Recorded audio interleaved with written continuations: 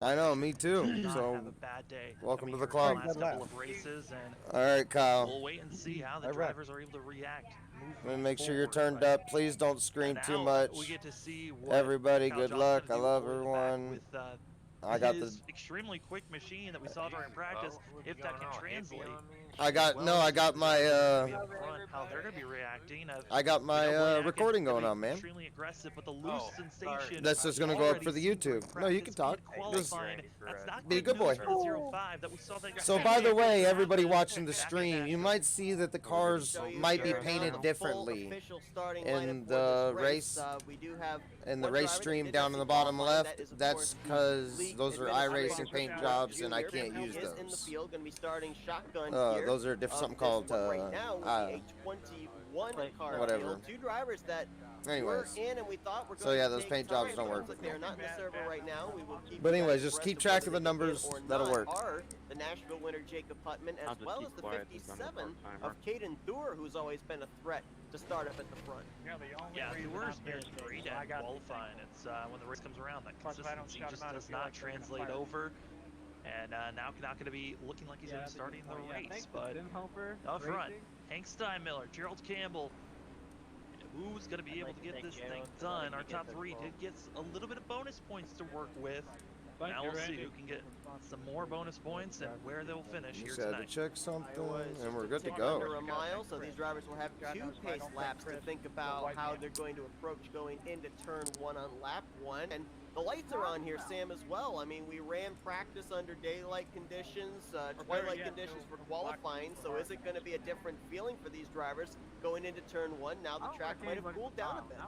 Yeah, I mean, it's going to be a little bit cooler than it was during practice and also qualifying. It's going to be 82 degrees. All right, here we go. Temp, as well as the outside temp. So the driver's going to be working with there's a little bit of a slick sensation, but a little bit more grip than they've been dealing with most of this time. It should help the drivers here because of that nighttime all right, let's dig, boys. for them to not be Save as tires. loose, but still, these setups look like it is going to be a heck of a day. I'm just coming from 22nd or something, no biggie. Yeah. Who can hold on for 150 laps? Under the lights here at Iowa Speedway, the Smart Way Remodeling 150 is about to go green as Heinz Steinmiller in the 63, Gerald Campbell in the 25 going to lead us down. Flagman is ready and the green flag is in the air. And immediately the Ooh, they get a little sideways, me too. 3 wide for third place. It will do so. We're all Blaine right. Atkin, aggressive on these restarts like we've been seeing forever, and gets the third place, and now might be moving forward. He got a great run there through turn 2 as well, was able to keep the momentum up as now kind of boxed in, nowhere to go with Steinmiller on the bottom, Campbell on the top, and we got a car that seemed to be fading back there, Peyton Hill in the 84. He was up in the third groove in turn 1, so he's starting to fall back a little bit. Yeah, it looked like Hill could have been grazing the wall, so he's got to be careful not to get any damage this early on in the race. There's no fast repairs, so these drivers have to be careful. Outside lines. High side's working good. Gerald Campbell will go to the point. Blaine Atkin moving up to that outer groove as well. So it almost says to me that we may see more and more drivers actually choose the higher line than right down there on the bottom. Yeah, the high line, like I said, this is going to be a lot more of side-by-side racing. The 2 grooves are very workable of where you're going to be.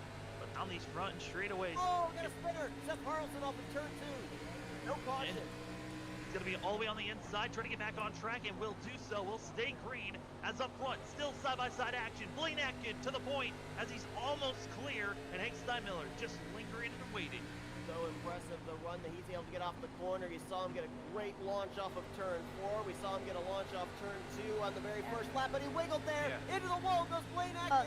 Campbell has to touch the middle. Steinmiller takes him 3 wide.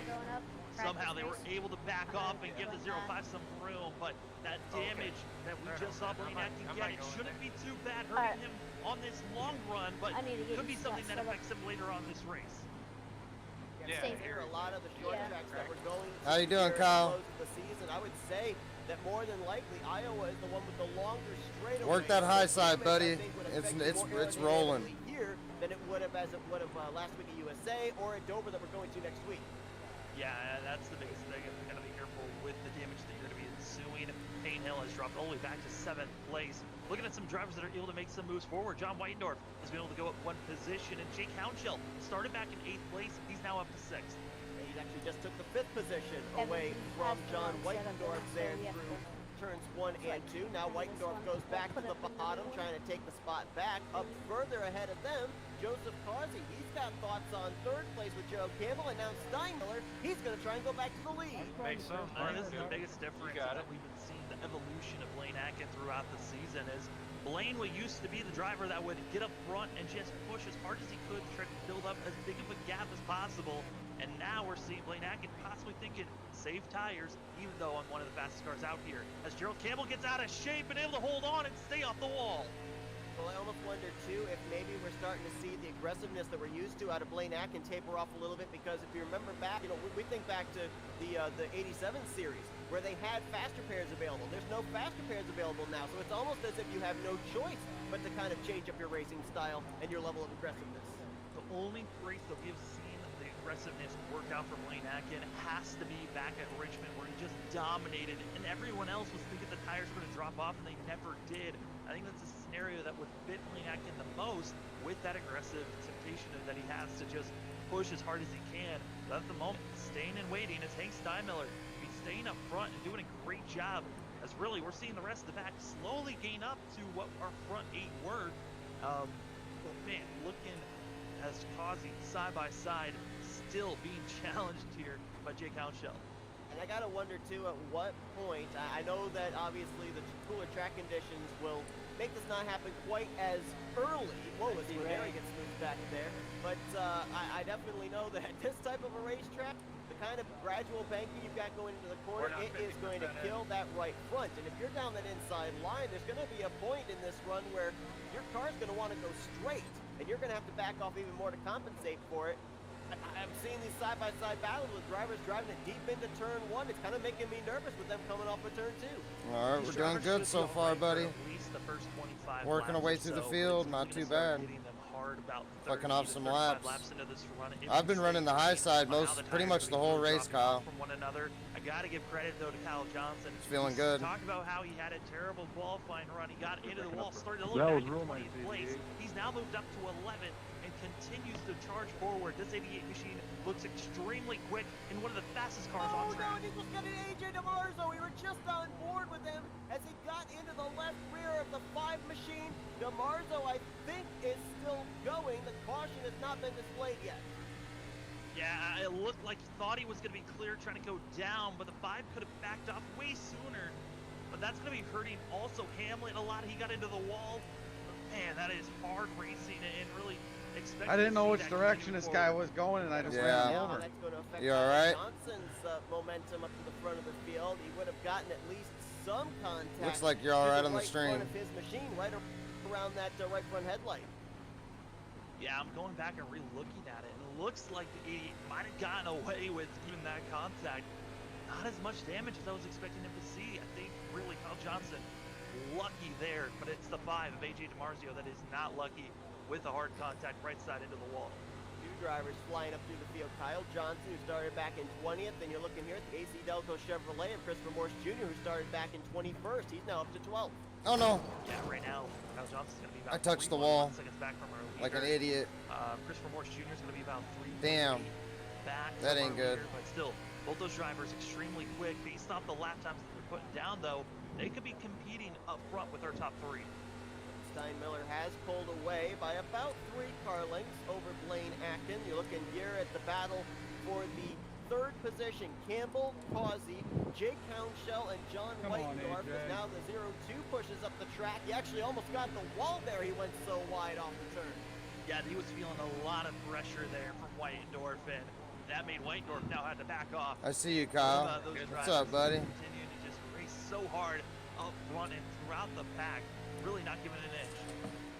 There, Peyton Hill tried to capitalize on the momentum lost by John Whitendorf. He had to check up after trying to drive it in deep, and now go by, buddy. That we had is kind of broken up a little bit. Some daylight in between 2nd and 3rd, well, we'll see. Back from 3rd to 4th, back from 4th to 5th. Looking for a really good battle, though. Follow just outside of the top 10. That's where you find Guarneri. Kyle Johnson up the middle with Bo Brady and Cooper Johnson. Just cruising, aren't you? Actually was going to be that driver trying to possibly force a 3 wide. Backs out smartly there.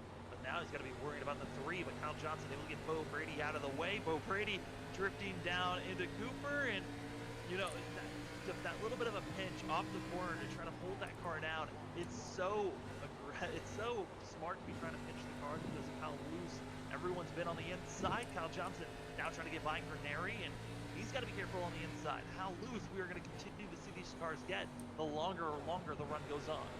Whoa, he pushed up there just a tad in turn 1. I don't know if it was more so that or that the 16 kind of came down and pinned him down. If you were talking about that, trying to stop the momentum, but we nearly had some contact between the two over in the first corner. Look at Christopher Morris Jr. That loss of momentum, he's taking advantage. He's going to drive to the inside of Bo Brady, looking for 10th. Not quite going to be able to make a move yet.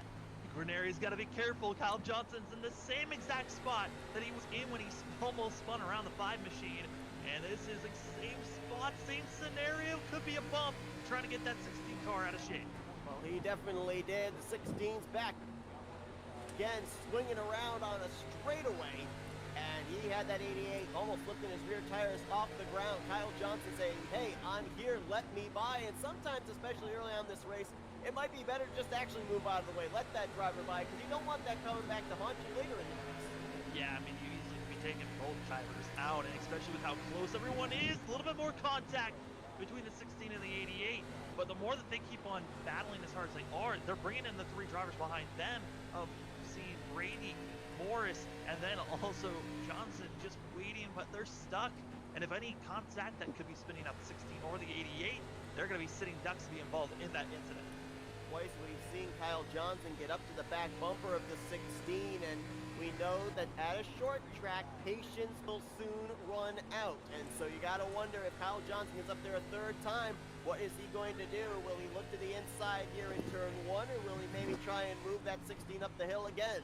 And as we're continuing to watch that Go battle, get him, there's Kyle. the 8th place update for the drivers up front. Blaine Atkin is starting to drop back and lose positions. He went from 2nd place, now back to 5th, as he just lost position to Jake Hounshell. Continuing to drop, and his lap times are showing. A lot of drivers up there running 25 O's, 25 ones. He ran a 25-2. So may have used up his tires even less than 25 laps into this race as Kyle Johnson finally makes the pass on Anthony Guarneri. Christopher Morris Jr. trying to do the same.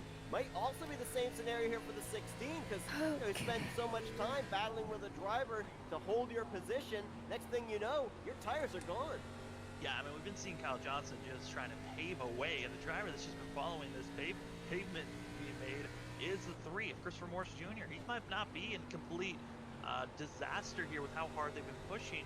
He'll be trying to save his tires while watching the 88 just bully the driver's lead lap. I gotta wait for a yellow. And I just saw the back of our camera shot there watching the battle for the lead. That 8 of Joseph Causey. He is starting to close in on our top 2. Yeah, Causey right now running about 2 tenths faster than what our leaders are because they've been side by side for so long. So it's now bringing in that driver. Also, John Weindorf and Christopher Morris Jr., they might be about a little bit under 2 seconds back from our leaders, but they're running now about 2 tenths faster than what our leaders were running. Almost makes you wonder just how much Harold Campbell and Hank Go on by, rocket ship. Battles we've seen them have, whether it be Steinmiller, You didn't lose a lap, buddy. Good job. How much of their tires they are actually using up here. Also, a little bit of an update on Kyle Johnson. He did hit around 14th place, which is about 15. I hope there's a yellow, but for your sake, I hope there's not a yellow. Because you can win this, buddy. How long if we stay green that long? All right, so now the question for Kyle Johnson here Oof. is he seeing this thing Touch. go green to the end? Did the fuel window just open, or is he planning for a caution to possibly come out here somewhere in the vicinity of the final 30 laps? I think his goal must be just hope that this thing stays green to the end. I mean, this is a great call on his part. If he's able to make sure that everyone can stay out for possibly another 20 to 30 laps, then you can find yourself with possibly a second lead over most of the field. So we'll see how the drivers are going to be going. Come on, where's this yellow, baby? This car on pit road. Come on, yellow, yellow, yellow, yellow, yellow, yellow, yellow. Back into Blaine Atkins' car. He is now free falling all the way back to the yellow. Just lost 12 to James Where's my Goshen, about a fucking? lap and a half. Oh my goodness. Oh no no no no More no. battles are going on. It's The leaders are catching me big time. Cooper Johnson Bo, if you're talking, I can't hear you very well. I'm just crying. I think I accidentally turned it down. I can barely hear you. It's alright, I'm crying. Until this time to make this charge forward. But the only issue is he's blinking right now, and they've got a driver that's got fresh tires of Shane Lake behind him, trying to figure out how to get by these drivers, but he's got to be so patient because he's a lap down machine. Yeah, Cooper Johnson has been dealing with that issue of blinking in and out the entirety of this race, but doing a good job, though, of keeping himself away from other drivers with that situation he's got, but at the same time keeping himself in the competition of being up inside of the top 5. Just one more spot to go, but he's got about 5 seconds to make up on Christopher Morris Jr. as more traffic to deal with. Bo Brady in the 20, just ahead of Campbell and Steinmiller. He will move down to the inside. Let these two continue to battle. Yeah, Bo Brady, there's just the slump that he has had after winning back at Phoenix. It has just not been good for this 20 machine. Hopefully we'll be able to get a rebound in these last 2 races, but here at Iowa just has not been good for that 20 machine. I'll tell you what, I just saw there for race leader Gerald Campbell off of turn 2. We've seen a lot of drivers fighting the back end of the race car, wanting to come around on them. I think that last time off of 2, we'll see if it happens here again this lap, but it's almost looking like I'm gonna lose 2 laps. It's gonna be bad. As far to the left as it possibly will go, as if that car wants to go up straight into the wall. Yeah, I mean, that's the biggest thing, is if you're trying to carry as much speed as possible, you're going to be trying to make as many bold moves as you can. It's AJ DiMarzio, who just came into the pits a couple laps ago, trying to get back past our leaders and trying to get at least one lap back that he was 1 lap down before. Brady, who just lost a lap, he is now down pit road in the number 20 machine, and for a number of these drivers that either were just on the tail end of the lead lap or were just put a lap down, they are not only losing 1 lap, but they are losing 2 laps to the leaders now. Drivers like Brady, Ernest King, and AJ DiMarzo. Watching the battle back for 3rd place is Constance, Rolls Whitendorf. They're side by side in front, as our leaders are also side by side in front of them. I mean, it's crazy to look and see as Hank Steinmiller digging it deep down low again. We'll see if he can hold it, but we've seen him drift up coming out of the corner. If he can somehow get clear of the 25, we possibly, nope, here comes Gerald Campbell once again. Yeah, see, Steinmiller right now is experiencing exactly what Campbell was experiencing before when he was trying to take the race lead, but I think Steinmiller cleared him. He did. Steinmiller goes back to the point. I wasn't sure he was actually going to be able to clear going into turn 1, but he was successful. Prior to that, he would get about a half car length ahead, but then the tightness would kick in, and the outside line run for Gerald Campbell would give him the advantage. But new race leader Hank Steinmiller, and I'm wondering how much of that was muscle of the 63, and how much of it was Gerald Campbell saying, all right, I'm going to let you go ahead, use up your stuff. One of the fastest cars within our top 5 just came into the pits. That's going to be Christopher Morris Jr. And that 3 machine, if he can somehow get into the pits and be out there a little bit further than the rest of the field by about 5 laps, that 3 machine's going to have the lead and was extremely quick later on in the run. Peyton Hill is in also, and also now hitting pit road from the 3rd spot will be Joseph Causey. Cooper Johnson just on the top of your screen. He's on pit road as well. It's that halfway marker that all these drivers were waiting for, but the question is, when will our leaders come in? They can try to push it out probably until lap 85 might be the furthest that they can go based off of tires, but you're going to lose so much time. You've got to hope, but our leaders, both of them coming into the pits, but they got to be careful not to hit that water barrel as Gerald Campbell comes sliding in the pit road. Just ahead of the race leaders, that is Blaine Atkin, who is about to go a lap down. John Whitendorf from 3rd is in. Jay Counshell also comes to pit road. Anthony Guarneri is in, and almost wondering who's that one driver that might try stretching it as far as the fuel will go. You're looking at him, that 85 of James Goshen. But Goshen was about 15 laps back. I mean, 15 seconds lap, but 15 seconds back, excuse me. And then also Randy Kokine will be staying out in that 19 machine. Goshen is really trying something bold here by staying out. The issue is he's going to have so many cars with pressure tires. I don't know if he's going to have space to even come down into pit road now. The thing I think right now he is thinking about, along with Randy Kokine, is